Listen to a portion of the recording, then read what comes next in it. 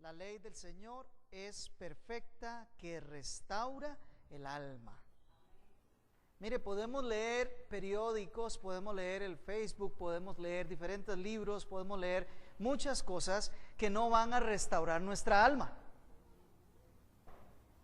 Lo único que restaura nuestra alma es la palabra de Dios.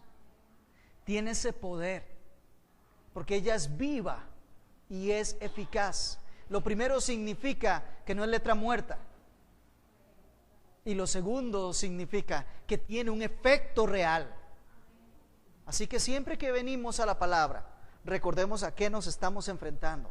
Nos estamos enfrentando a las palabras directamente dichas por el Señor.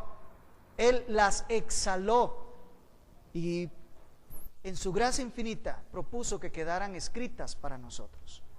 Así que, amados hermanos, siempre debemos de tener la conciencia de que estamos delante del Señor, y cuando estamos ante su palabra, que estamos delante de lo que Él está directamente diciendo, y que su palabra produce efecto en aquellos que son obedientes a Él, el efecto de la bendición que la palabra trae, y en aquellos que no, será el cúmulo de información que será presentado en su contra el día del juicio final, para que no diga que no sabía, para que no diga que no entendía. Pues sí fue expuesto, sí fue enfrentado a la palabra de Dios. Seamos sabios, recibamos la palabra de Dios tal como es viva y es eficaz. Nos encontramos ante una sociedad que está polarizada en muchos temas, principalmente en los temas que tienen que ver con el orden de lo ético y lo moral. ¿Qué es ético y qué es moral?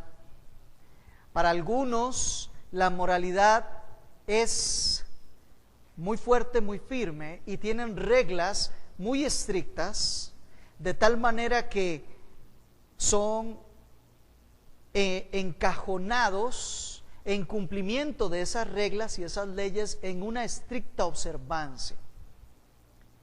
Podríamos decir que esos son los que tienen un pensamiento más conservador, una línea de pensamiento más conservadora, que se complacen con establecer reglas, mandamientos.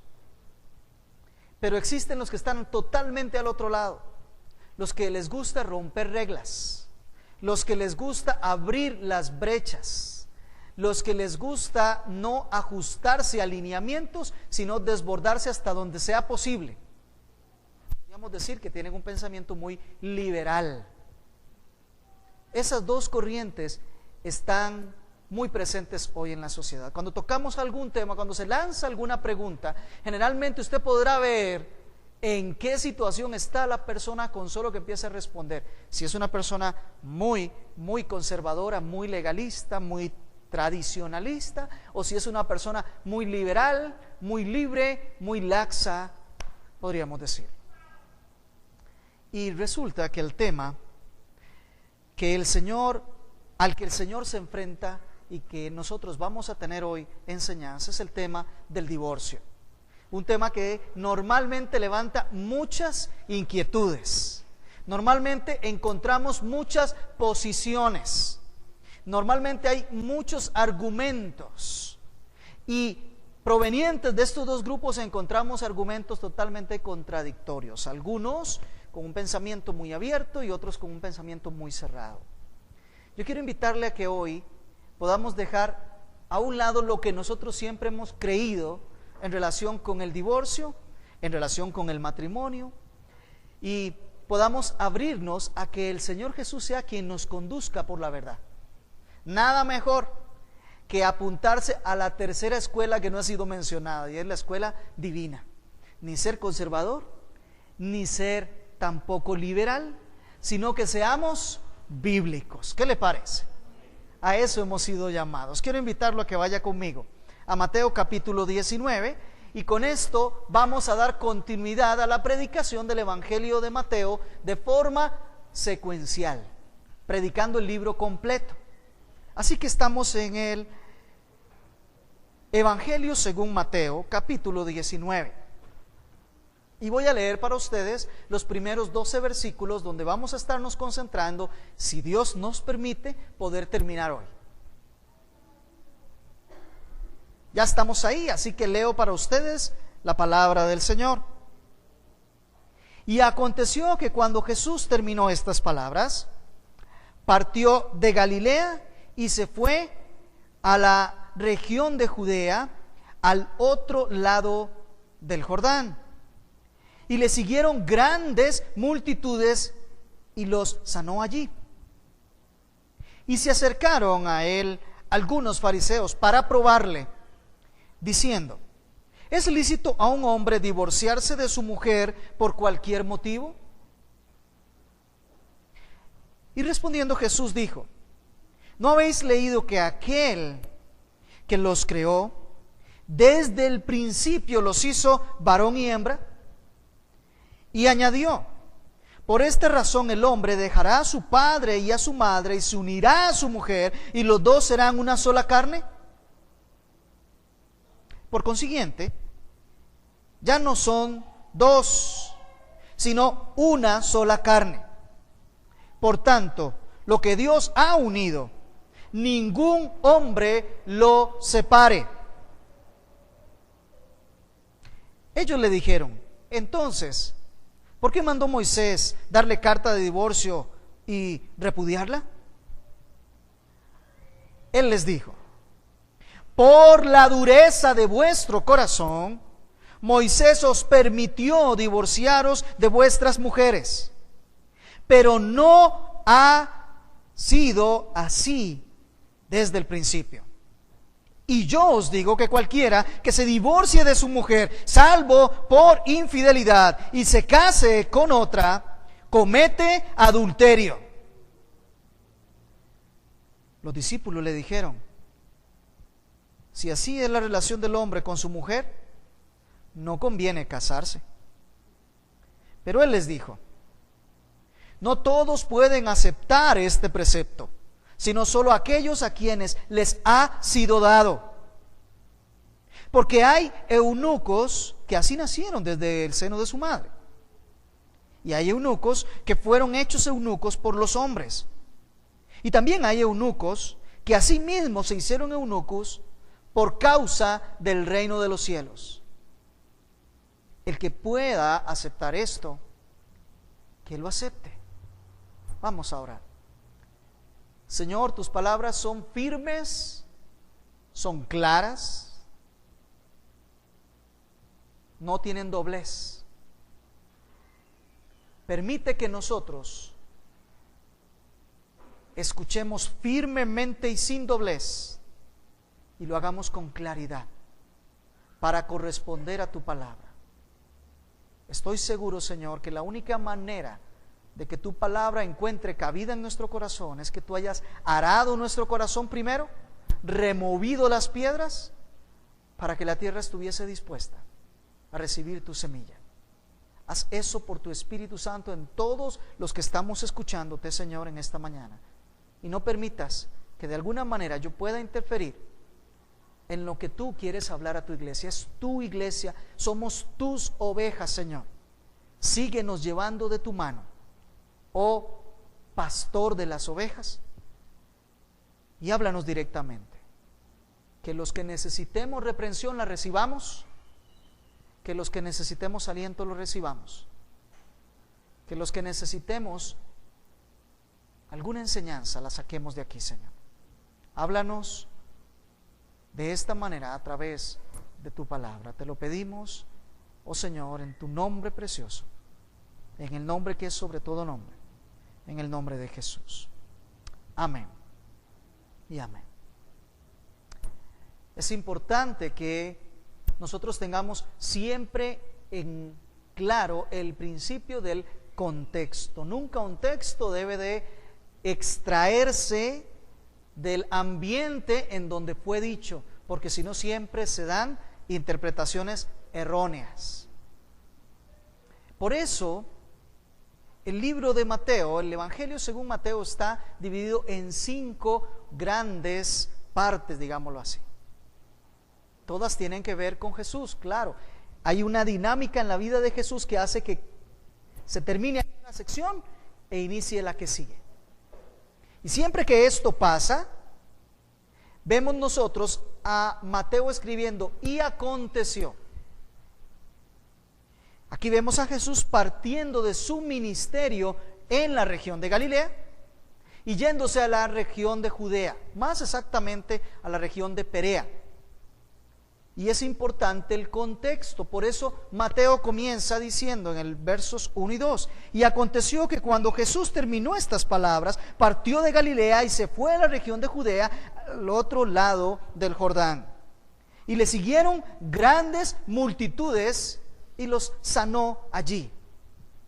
Después de pasar un tiempo en Judea, Jesús iba entonces a caminar hacia Jerusalén para pasar su última semana. Así que ya aquí estamos en esos tiempos de el ministerio final terrenal de Cristo aquí con nosotros.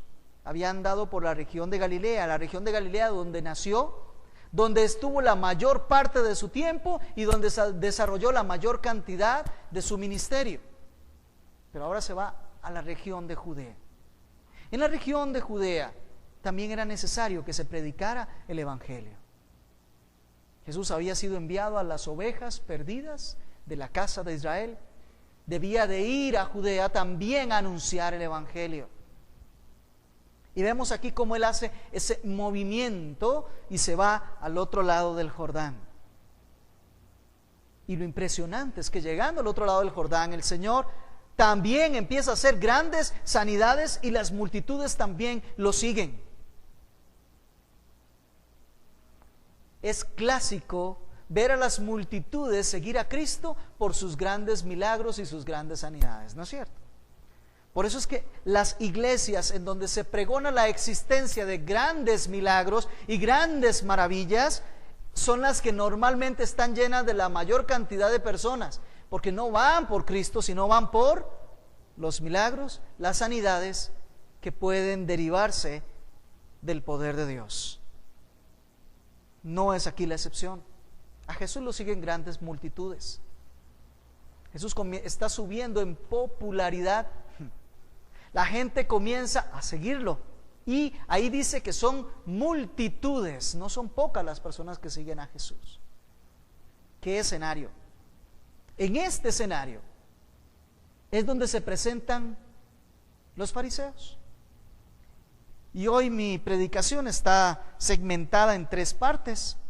Lo primero es la interrogante de los fariseos y la respuesta de Jesús. Luego vamos a ver la interpelación que le hacen los fariseos nuevamente a Jesús y cuál es nuevamente su respuesta. Para terminar, de ser así, con la gracia de Dios, con la reacción que tienen los discípulos en relación con lo que Jesús había estado diciendo. Y miren qué pregunta le lanzan en el verso 3 los fariseos a Jesús. Y se acercaron a él algunos fariseos para probarle. Otras versiones, como la Reina Valera, dicen para tentarle, diciendo: ¿es lícito a un hombre divorciarse de su mujer por cualquier motivo?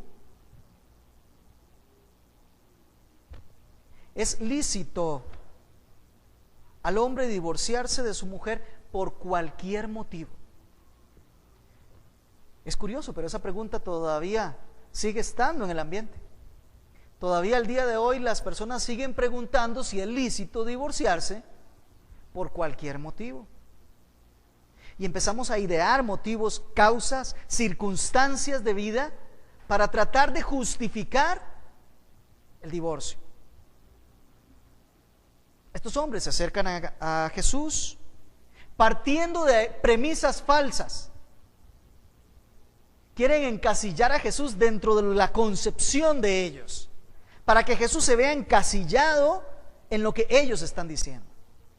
Fíjese que la pregunta comienza diciendo: ¿es lícito para el hombre divorciarse por cualquier causa? Eso da por sentado que el divorcio es permitido y que existen causas lícitas. ¿Se da cuenta? Están encasillando a Jesús en su entendimiento. Le están proponiendo una pregunta a partir de lo que ellos ya entienden que existe. ¿Y qué es? El divorcio y que hay causas lícitas. La pregunta no es para saber si es permitido el divorcio. La pregunta es para saber cuáles son las causas lícitas para el divorcio. ¿Se da cuenta?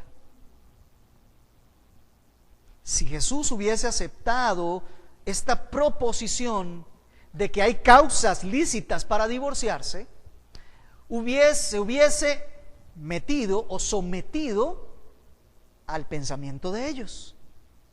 Y si Jesús hubiese hecho eso, se hubiese contradecido a sí mismo. Cuando nosotros vamos a Malaquías, capítulo 2, la última parte del verso 15 y el verso 16, encontramos cuál es el entendimiento de Dios respecto al divorcio. Y quiero leérselo, nada más que usted siempre vaya ahí. Yo creo que se le va a quedar el dedito ahí porque es muy importante saber esto. Malaquías 2, la última parte del 15 y verso 16. El Señor dice así: prestad atención pues a vuestro espíritu, que no seas desleal con la mujer de tu juventud, porque yo detesto el divorcio, dice el Señor Dios de Israel. Y al que cubre de iniquidad su vestidura, dice el Señor de los ejércitos: prestad atención pues a vuestro espíritu y no seáis desleales. ¿Vieron qué enfático? Yo detesto el divorcio. Otras versiones dicen yo odio el divorcio. Dice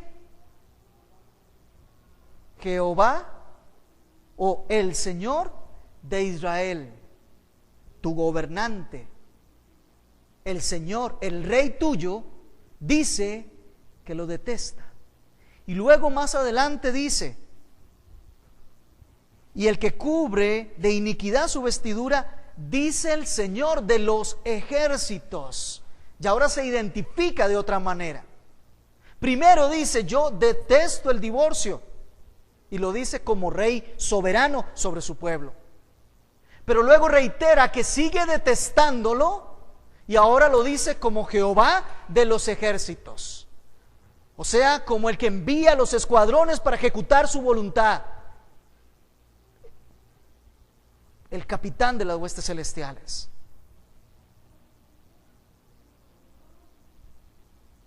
Ese es Dios.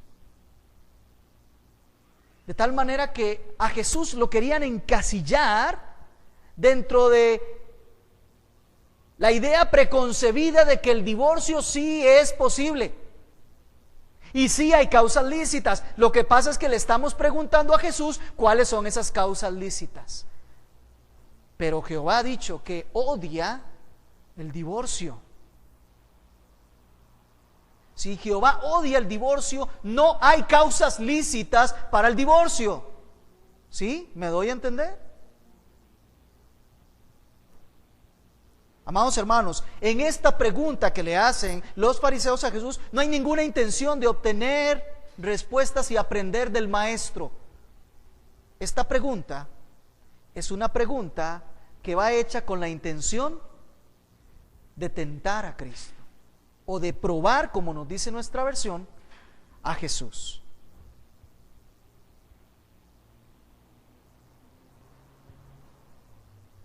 Si Jesús daba una respuesta, se podía colocar en contra de la ley.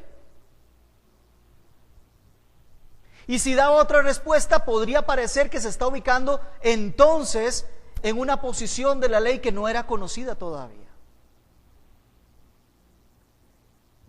O iba a ser restrictivo y Jesús les iba a decir: sí, las únicas causas son estas.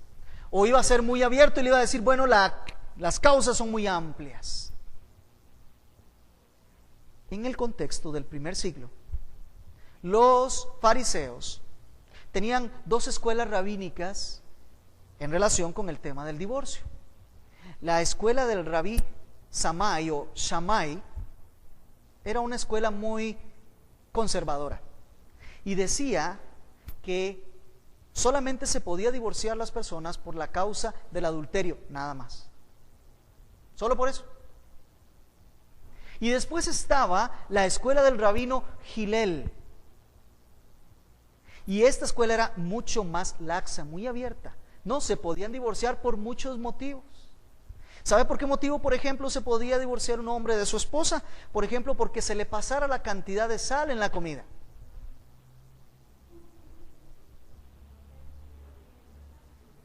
O porque el esposo la vio conversando con otro varón.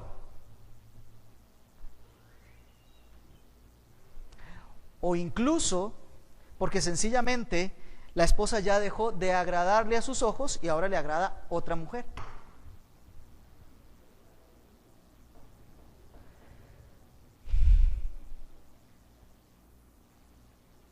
A Jesús querían encasillarlo a ver en cuál de las dos escuelas, de cuál de los dos era. Como Jesús está siendo seguido por multitudes, si Él determina ser de una escuela, perderá entonces los adeptos de la otra escuela. Y como sabían que era Jesús, era muy probable que Él estuviese más cercano al lado conservador que al lado más liberal. Con esto se iba a ir la mayoría de gente, porque adivine cuántos, o adivine cuál de los dos grupos tenía más adeptos, los más conservadores o los más liberales. No ha cambiado el género humano. Hoy en día, si usted pregunta en las congregaciones, la mayoría de los líderes van a abrir más causas que aquellos pocos que dicen no, las causas son mucho más restrictivas, porque el pecado del ser humano sigue estando ahí. Ya Jesús había mencionado algo en el Sermón del Monte, en el capítulo 5, verso 32, en relación a este tema. Así que ya ellos conocían algo. Y la pregunta fue, ¿qué respondió Jesús? Jesús respondió de dos maneras. En una primera manera, Él recuerda los preceptos de la Escritura, y en una segunda manera, Él extrae conclusiones de los preceptos de la Escritura. ¿Qué principio? Yo creo que esta es una de las joyas que, como bien se dice, uno como pastor estudia, busca la joya, la trae y después les dice, hermanos, aquí está la joya de la Escritura. Aprendamos de ella, admirémoslas, apropiémonos de ella. Cuando Jesús responde, escuchamos sus palabras, versos 4 y 5. ¿No habéis leído que aquel que los creó desde el principio los hizo varón y hembra? Y añadió, por esta razón el hombre dejará a su padre y a su madre y se unirá a su mujer y los dos serán una sola carne. Antes de ver lo que Jesús dijo, veamos lo que Jesús hizo para responder a una pregunta de orden moral, de orden social, de relaciones entre personas. Jesús, ¿a dónde se fue?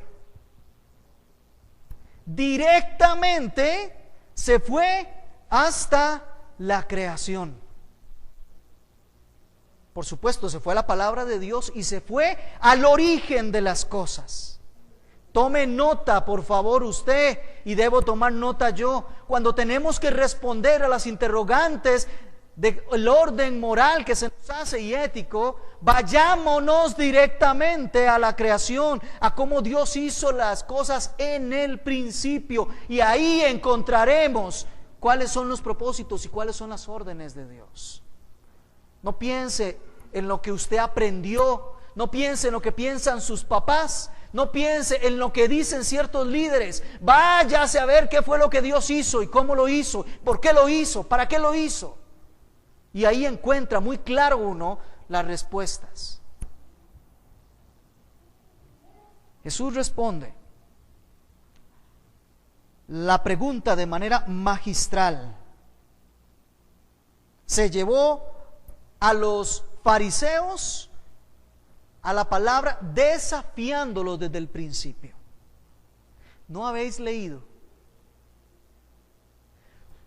Ustedes son maestros de la ley. Ustedes han enseñado la palabra. Ustedes saben lo que Dios ha dicho, que no habéis leído. Eso los pica a ellos. Ya estaban en atención a ver qué va a decir, pero Él les vuelve la tortilla. ¿No han leído ustedes?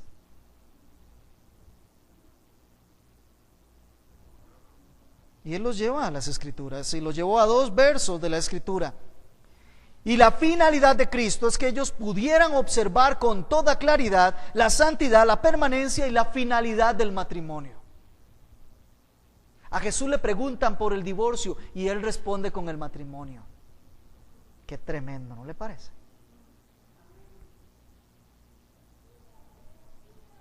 Porque si hay algo contrario al matrimonio, no es el divorcio, ¿no es cierto? O sea que en la dinámica del pensamiento divino, antes de estar pensando en cualquier cosa relacionada con un divorcio, lo primero que tenemos que considerar es la institución del matrimonio. Él los llama a la reflexión de inmediato, y la primera cita es Génesis 1:27. ¿No habéis leído que aquel que los creó desde el principio, entre paréntesis, yo mismo, Él fue el que los creó al principio? ¿No habéis leído que aquel que los creó desde el principio los hizo varón y hembra? ¿A qué hace referencia este texto? Hace referencia al diseño y a la creación. Él diseñó y luego creó al varón y a la hembra. No hizo nada intermedio.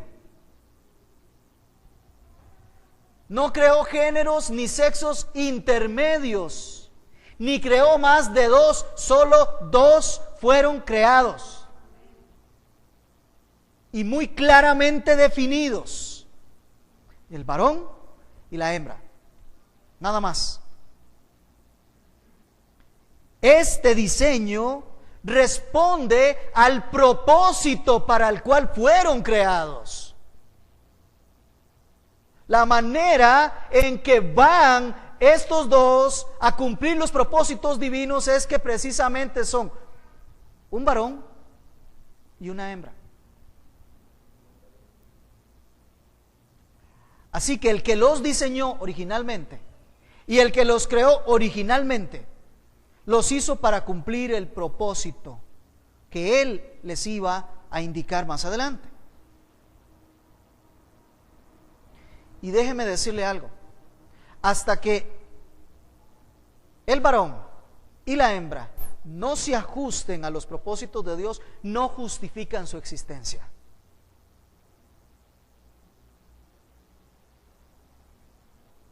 Hasta que no se ajusten al propósito y voluntad de Dios, no se justifica que existan.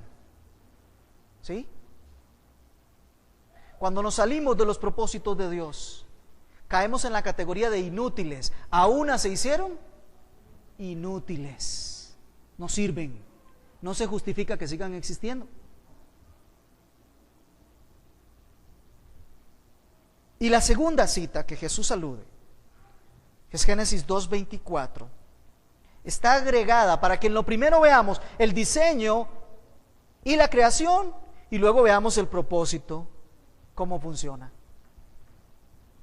Verso 5, y añadió: por esta razón el hombre dejará a su padre y a su madre y se unirá a su mujer y los dos serán una sola carne.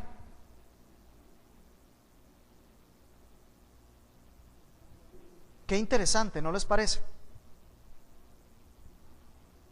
Ambos fueron creados, varón y hembra, con la finalidad de que ambos se unieran y formaran una sola carne. ¿Vieron cómo es el proceso? Así funciona. Pero es interesante el verso 5. Dice: dejará el hombre a su padre y a su madre. Mira con atención lo que está diciendo. Cuando Dios crea a Adán, cuando Dios crea a Eva, Resulta que ninguno de los dos tenía padre ni madre. ¿No te dice algo? Ese es el modelo a perpetuar. Dejarán al padre y su madre y se unirán los dos y serán una sola carne. ¿Lo comprenden? Originalmente fueron hechos sin padre y sin madre para que se entendiera que así es como funcionan. Una vez que los dos se unen, ya dejan de pertenecer al grupo familiar anterior. Ahora están perteneciéndose uno al otro, son una sola carne. ¿Significa esto que no vuelven ni a hablar ni a conversar y van a desechar toda relación con su casa paterna? No. Lo que significa es que ahora están formando los dos una sola entidad en donde son ellos dos con el Señor. No tíos, no hermanos, no abuelos, no suegros, no suegras, no nadie. Son ellos dos.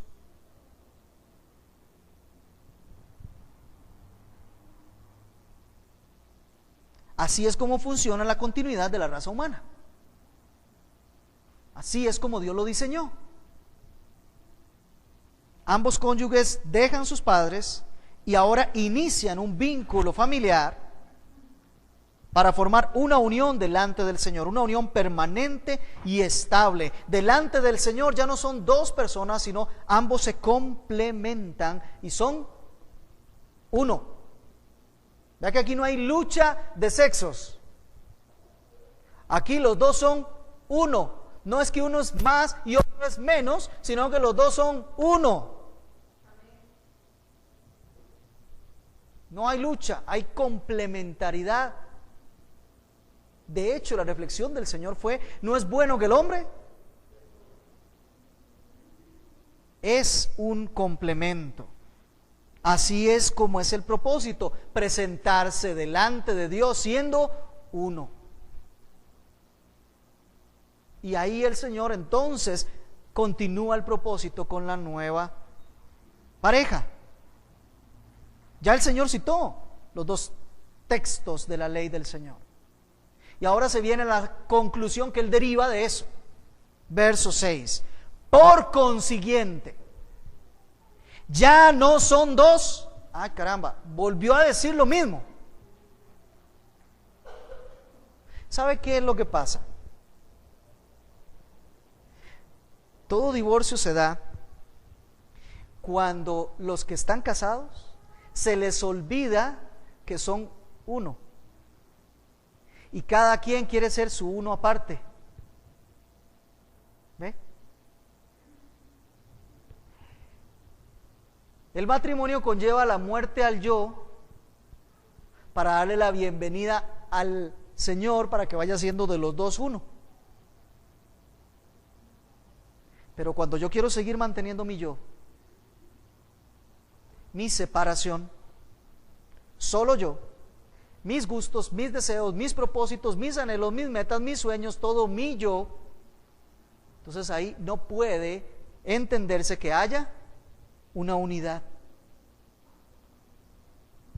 Claro que el montón de puertas abiertas que había dejado el rabino Hillel, que hasta por cosas muy triviales permitía el divorcio, eso no es otra cosa que la expresión del orgullo y el autoplacer, la autocomplacencia del hombre que sencillamente quiere seguir haciendo lo que le da la gana sin tener que ajustarse al compromiso del matrimonio.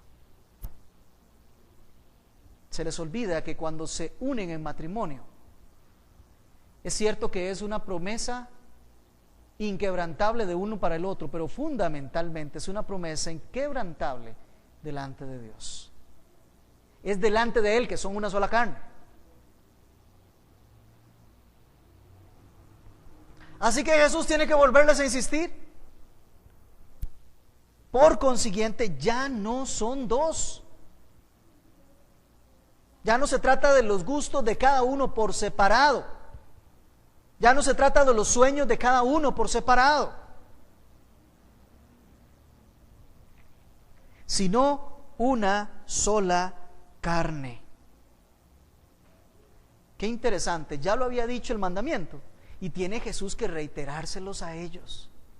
Ellos están buscando qué causas son lícitas para destrozar lo que Dios ha dicho que es uno solo.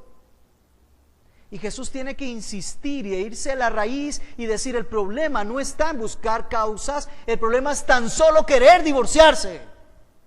Ese es el gran problema. O como lo dice Jesús: por tanto, lo que Dios ha unido, ningún hombre lo separe.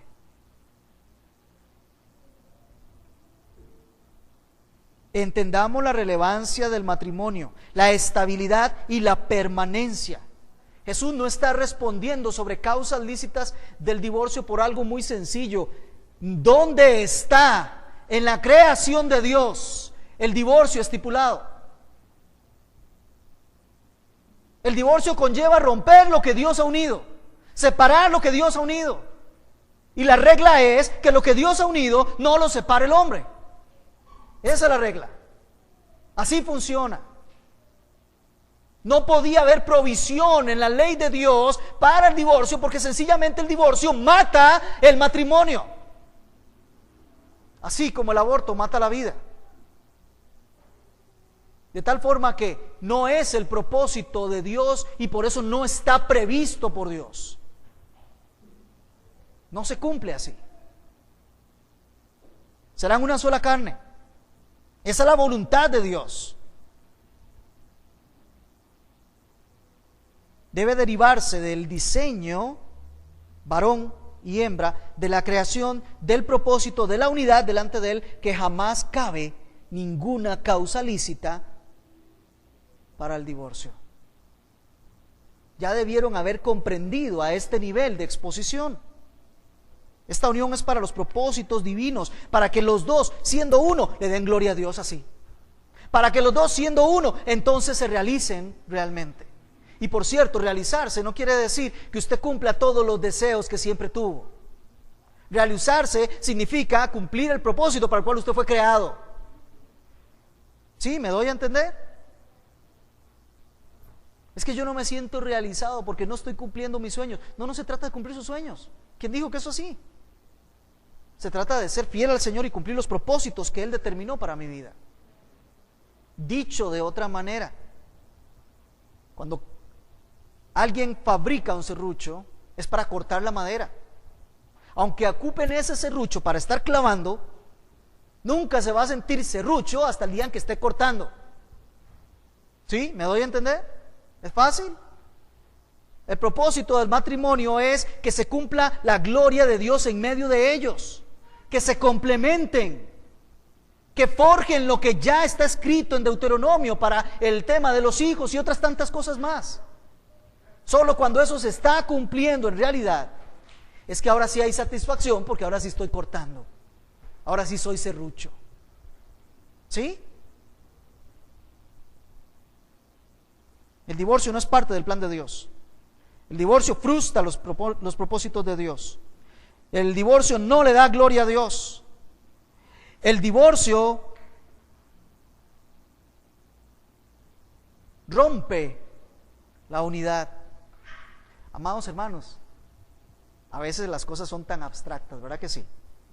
Nos cuesta bajarlas. Esa es la lucha de nosotros, los maestros, los predicadores, darle contenido concreto a lo que estamos diciendo.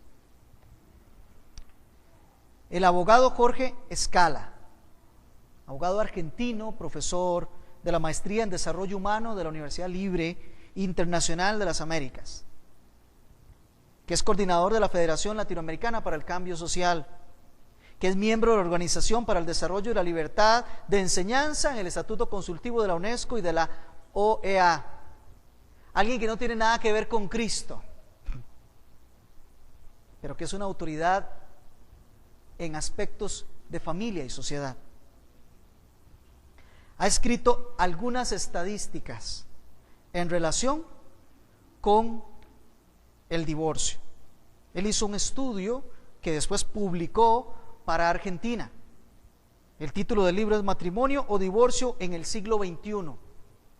Y escuche algunos datos estadísticos interesantes. Por ejemplo, cada año más de 1 millón de niños estadounidenses sufre el divorcio de sus padres. Aún más, la mitad de los niños nacidos este año de padres que aún siguen casados verán a sus padres divorciarse antes de que cumplan los 18 años. En los últimos 50 años, el divorcio ha crecido en forma significativa. En 1935 había 16 divorcios por cada 100 matrimonios. Para 1998 el número ha crecido a 51 divorcios por cada 100 matrimonios. Este libro es del 2002.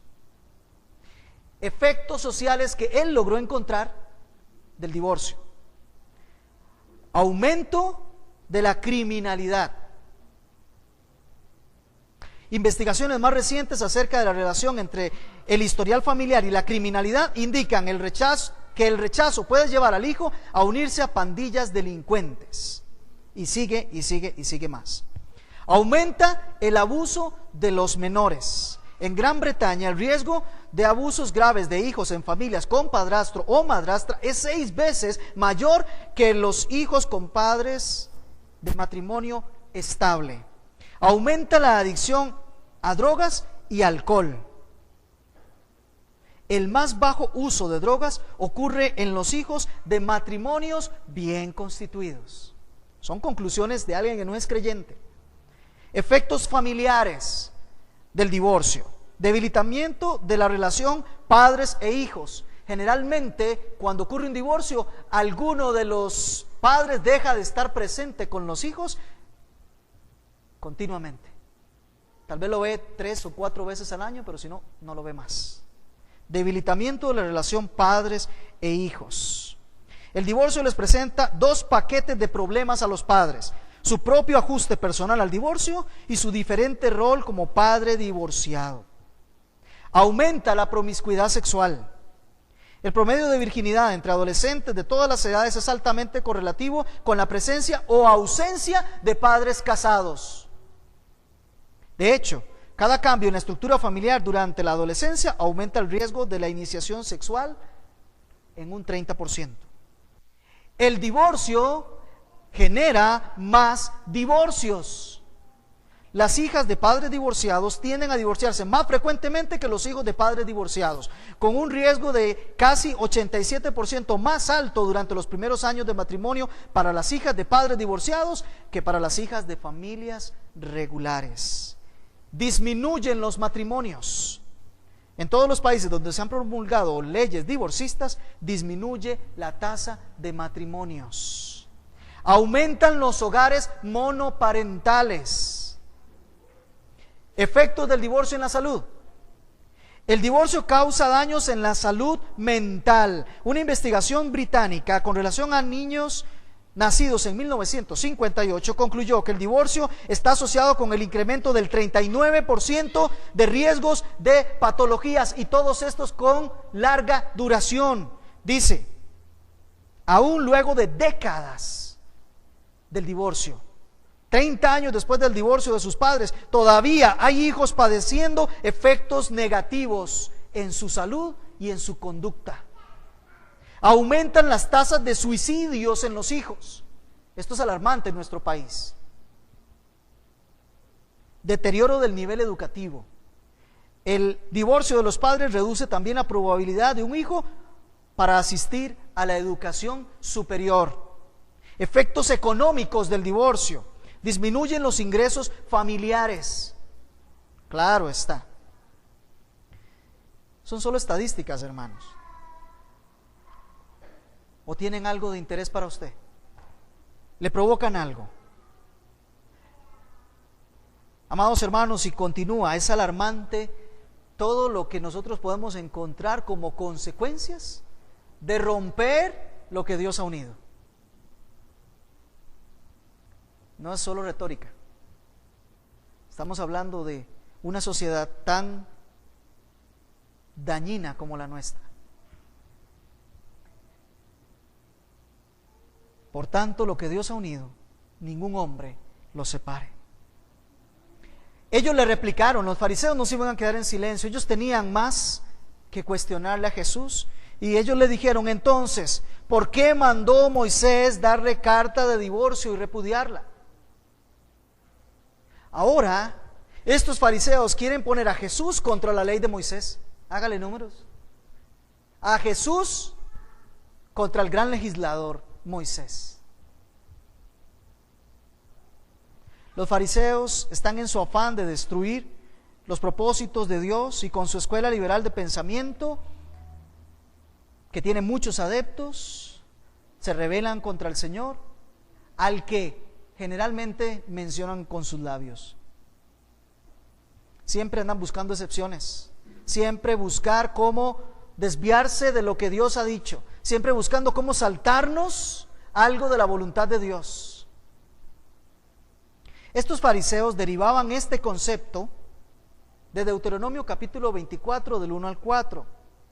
Pensaba leerlo, pero por cuestión de tiempo no lo voy a hacer. En Deuteronomio 24 del 1 al 4 se presenta la situación donde Moisés tiene que darles una regla a los judíos y les dice: si uno de ustedes, un hombre de ustedes, repudia y da carta de divorcio a la mujer por haber encontrado algo indecente en ella, la despide. Y si ella se va, y si ella se casa con otro hombre, y luego este segundo hombre también le da carta de divorcio, o se muere, no puede la mujer regresar con el primer marido. Es prohibido. Eso fue lo que Moisés le dijo al pueblo. Ahí él no está autorizando ni está ordenando el divorcio de ninguna manera. Simplemente lo que está introduciendo es una regla para evitar la prostitución, para evitar que el hombre se divorcie, mande a su esposa con otro y después el otro se divorcie y regrese para acá, y de eso continuamente. No es otra cosa que la prostitución. Como ellos no se ajustaron a lo que Dios había dicho para el matrimonio, se introduce una regla para que no sigan cayendo más bajo todavía. Ahí no hay un mandato de divorcio, pero ellos quieren interpretarlo así. ¿Por qué mandó Moisés darle carta de divorcio y repudiarla? Los fariseos fueron a leer eso con una idea preconcebida de que sí debe haber entonces posibilidad de divorciarse. La regla no era para eso. Pero ellos pretenden poner a Cristo contra Moisés. Y entonces el Señor les responde. Y lo primero que les dice es cuál es la causa del divorcio. Sin decir que es lícito, dice cuál es la causa del divorcio: por la dureza de vuestro corazón. Moisés tuvo que introducir una regla. Por la dureza del corazón. Esto es muy interesante. Alguien habla de que el adulterio es entonces la causa para el divorcio. Leamos Deuteronomio 22:22 y nos damos cuenta qué pasa con la persona que ha adulterado. ¿Qué pasa? Todos lo sabemos, pero no queremos decirlo. Muera irremisiblemente, sea apedreado. ¿Qué iban a hacer con la mujer encontrada en adulterio? Y se la llevaron a Jesús. Le iban a aplicar Deuteronomio 22:22. Pero por la dureza del corazón, como no aplican la ley de Dios, le dice: muera irremisiblemente el que es adúltero, la que es adúltera, muera. Como no lo aplicaban, tenían un corazón duro, y más bien lo que osaban era dar una carta para que se fuera, o para irme yo, y no aplicaban la ley. Por el corazón duro que tenían, tuvo que introducirse una regla para que no se volvieran en una gran prostitución todo el pueblo. Por la dureza del corazón se introdujo esta regla. no dice en ningún momento Moisés no dice en ningún momento, si hay adulterio entonces tienen que divorciarse. En ninguna parte lo dice. Lo que sí hace la regla de Moisés es regular el tema. Pero además, hermanos, llegados a este punto, mire, cada vez que hay un divorcio, hay una serie de preguntas alrededor, ¿no es cierto?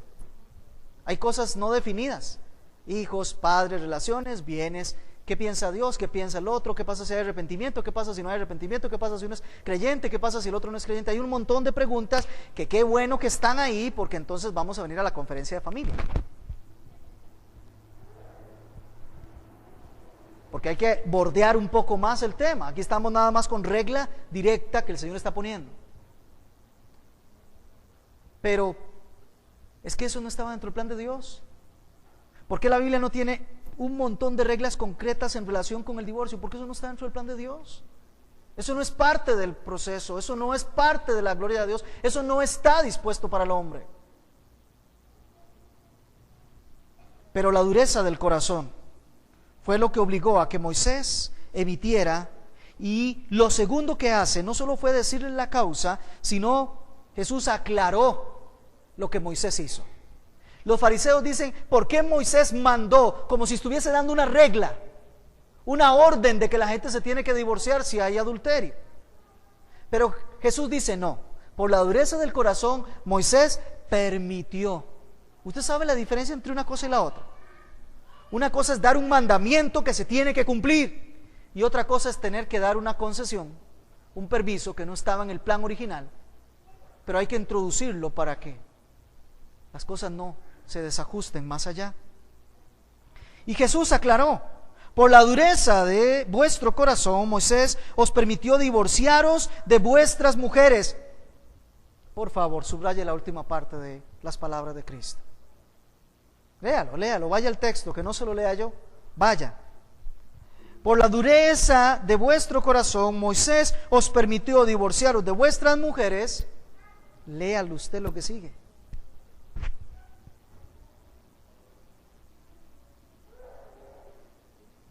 Está Jesús afirmando la ley otra vez. Pero en el principio no era así. Como se diseñaron las cosas, como se crearon y planearon las cosas, eso no estaba vigente. Eso no tenía presencia. En el principio, divorcio no hay. Enfáticamente lo digo porque enfáticamente lo dice el Señor. Al principio no es así. Eso no funciona. Lo que Dios unió no lo separa el hombre. Los dos son una sola carne delante de Dios. Sigue reiterando lo mismo. Al principio no es así. El diseño no es para eso. Por favor, atendamos a Cristo. Atendamos a Cristo. Y en el verso 9 se ha introducido lo que se ha llamado en algún momento la cláusula de excepción. Me pidieron no tardarme mucho, pero hermanos, no puedo detenerme cuando yo estoy aquí. La famosa cláusula de excepción. Vea lo que dice Jesús. Y yo os digo, paremos ahí. La ley estaba escrita en Génesis. Moisés introdujo una regla para ajustar las cosas, un permiso. Pero yo os digo, yo soy el legislador, no es Moisés. Yo soy el que ordena, yo soy el Señor.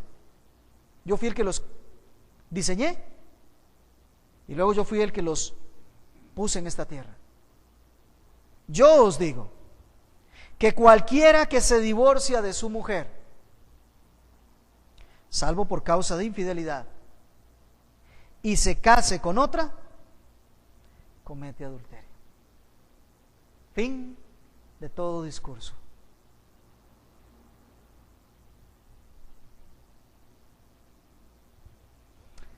La excepción entonces para el divorcio es que si ha habido infidelidad, entonces no se comete adulterio.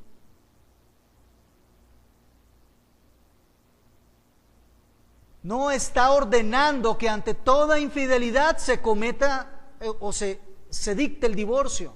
no se está ordenando eso. No. Lo único que el Señor está diciendo es que cualquiera que se divorcia, a menos que haya ocurrido una infidelidad, está cometiendo adulterio. Nuestra legislación tiene causas múltiples, y como se cansó de poner causas para el divorcio, ¿sabe qué puso? Divorcio por mutuo acuerdo. Así no importa la causa, divórciese por lo que ustedes quieran. Casi que con la escuela de Gilel, ¿verdad? Por lo que sea. Y el Señor declara: está cometiendo adulterio quien se divorcia por cualquier causa, a excepción de la infidelidad. Ahora, eso no quiere decir que por toda infidelidad hay que derivar en un divorcio. No lo dice. De hecho, nosotros tenemos un precioso libro de uno de los profetas menores que se llama Oseas. Se llamó Oseas el profeta, pero el libro se llama Oseas, en donde es una semblanza entre Dios y su pueblo. Su pueblo representado en Gomer, aquella mujer con la que se casó el profeta, que era ya prostituta, y que él se casa, la redime, y luego ella regresa a la prostitución otra vez, y luego otra vez va el profeta y la vuelve a traer, y está con ella, y otra vez la abraza, otra vez la admite en su casa, pero ella después regresa otra vez a la prostitución, y otra vez va el profeta y la vuelve a traer. Ese ha sido Dios con su pueblo siempre. Aunque su pueblo le ha sido infiel, Él permanece fiel. Ese debe ser el ejemplo para cuando hay infidelidad.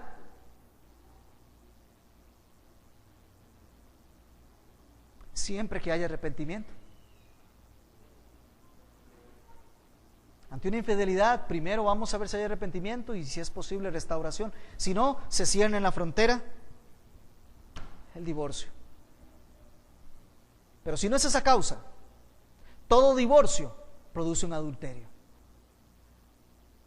¿Se da cuenta? Así como el adulterio produce un divorcio, si no es esa causa, todo divorcio provoca adulterio. ¿Por qué? Porque esas personas se van a divorciar, se van a casar con otras personas y van a estar adulterando, porque antes delante de Dios eran uno solo.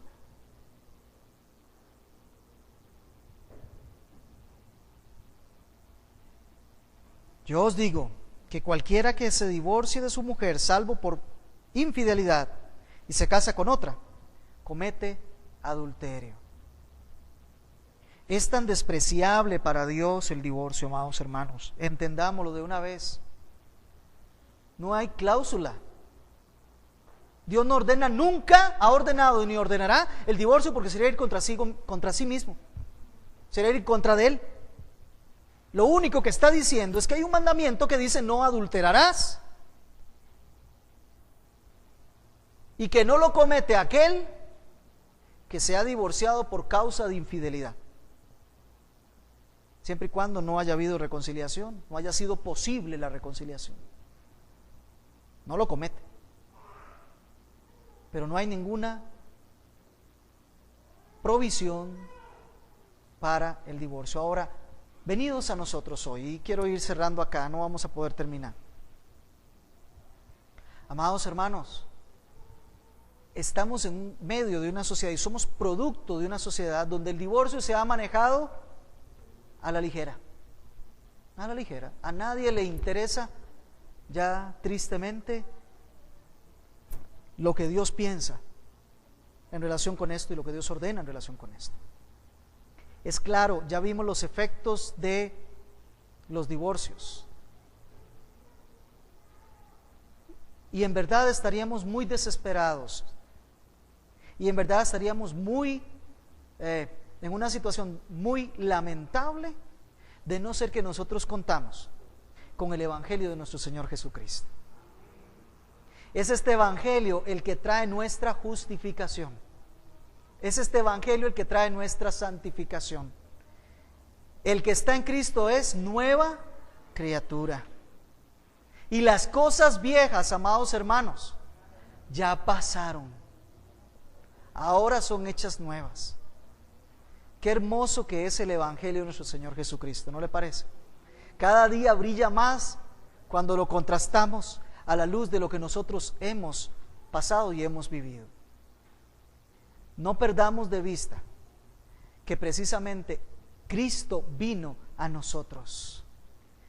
Él vino a nuestras vidas. No importa cuál es la historia que tengas, probablemente no conocías o conociendo fuiste desobediente. Quiero decirte que en el momento en que vienes a Cristo, todos tus pecados son perdonados y eres hecho una nueva creación en Dios. Ahora otra vez regresas al diseño original, regresas a la creación original, las cosas son restauradas para comportarnos ahora de manera santa y piadosamente delante de Él. Quiero decirte que cuando nos vemos a la luz de lo que el Señor ha puesto, el pecado queda expuesto. No podemos decir nada. Lo que sí quiero decirte es que a partir de ahora ya no puedes decir que ignoras. A partir de ahora ya tienes compromiso muy claro. Y ya tienes que tener respuesta para cuando te lleguen a preguntar del divorcio. Ya tienes que saber qué es lo que Dios dice al respecto. Quiero invitarle a que cierre sus ojos, incline su cabeza por unos momentos y que hable con el Señor. Este no es un tiempo para venir a entretenerse, ni es un tiempo para perderlo. Es un tiempo para que pueda directamente ser confrontado por Dios. Hable con Él.